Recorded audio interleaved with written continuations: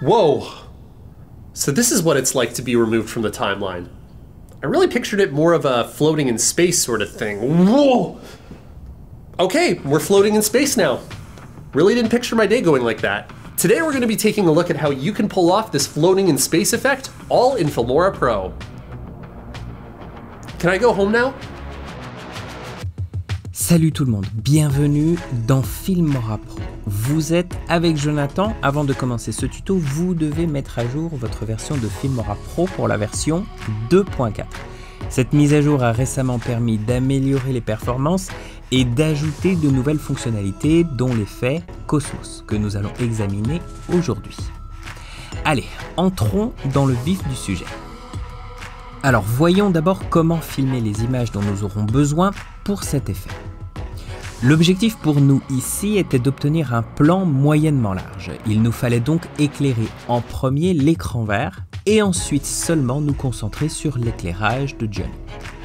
Donc ici, on a notre premier diffuseur de lumière tamisé qui éclaire Johnny.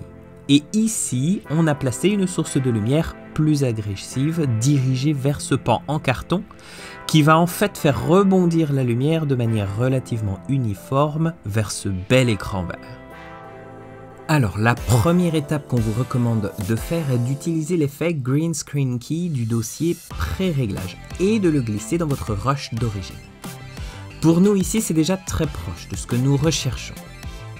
On se rend ensuite dans l'onglet Incrustation par différence de couleur et on joue avec les valeurs minimum et maximum pour pouvoir supprimer complètement le restant de vert de l'arrière-plan. Ah oui, assurez-vous de décocher la case Utiliser Proxy si vous utilisez la dernière version de Filmora Pro. Cela vous donnera plus de création et de précision sur la façon dont vous visionnez votre incrustation. Vous pouvez également avoir une bonne idée de ce à quoi ressemblent les côtés de votre projet en cliquant sur les 3 petits points de suspension situés sous le panneau de la visionneuse et en activant l'arrière-plan en damier.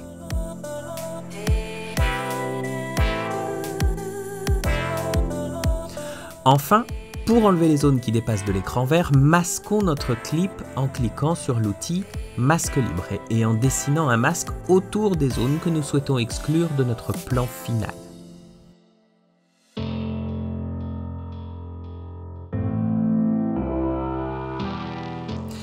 Et voilà, notre écran vert est maintenant parfaitement nettoyé. Ajoutons-lui un arrière-plan. Ah oui, la seconde étape consiste à recréer le cosmos. Il existe plusieurs façons de créer un arrière-plan de type espace ou galaxie dans Filmora Pro. Aujourd'hui, on va jeter un œil sur l'un des nouveaux effets de la dernière version appelé Cosmos. Commençons par créer un nouveau plan tout noir et ajoutons-lui un effet de Cosmos.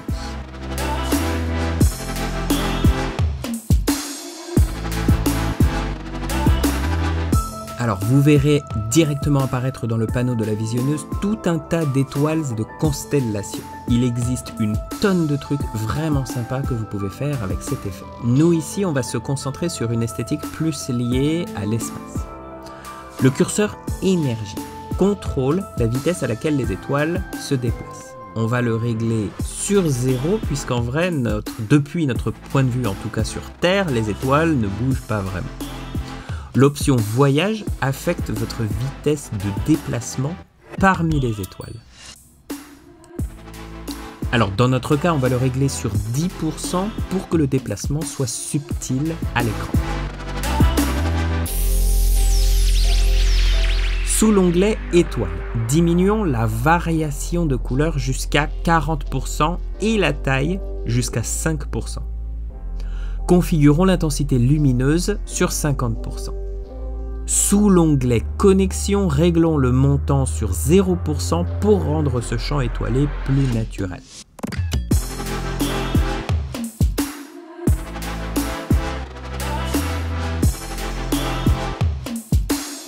Plaçons maintenant notre plan de Johnny par-dessus et voyons voir à quoi ça ressemble.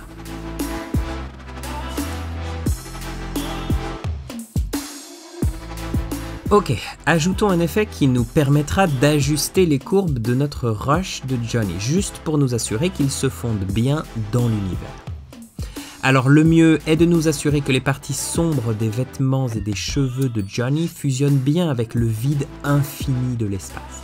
Donc on va écraser les ombres juste comme ça et ramener nos tons moyens vers le bas juste un chouïa pour atténuer légèrement les parties lumineuses présentes sur son corps en général.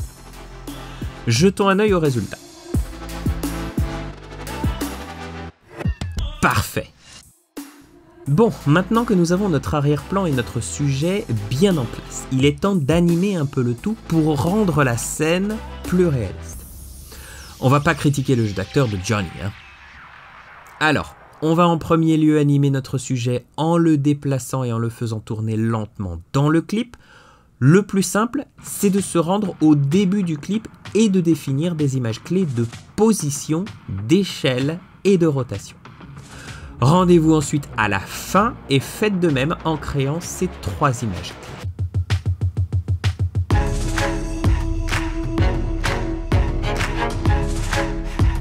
Ensuite, jouez avec la valeur de ces images clés au début et à la fin jusqu'à ce que vous obteniez cette esthétique de flottement dans l'espace.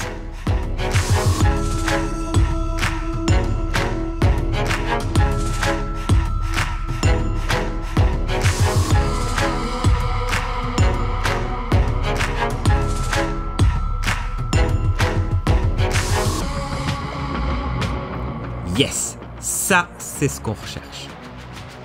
Alors si jamais vous vous demandez comment on a animé Johnny au début du plan, en fait on a utilisé la même technique qu'on avait utilisée dans notre tuto sur le clonage et la téléportation. On vous laisse le lien dans la description de cette vidéo. Bon bah c'est fait, Johnny qui flotte dans l'espace. À ne pas essayer à la maison évidemment, l'espace c'est quand même dangereux comme endroit, hein. Bon, alors, comment avez-vous trouvé cet effet? Dites-le nous dans les commentaires, abonnez-vous, aimez la vidéo si elle vous a plu, et n'oubliez pas, il n'existe aucune limite à ce que vous pouvez faire.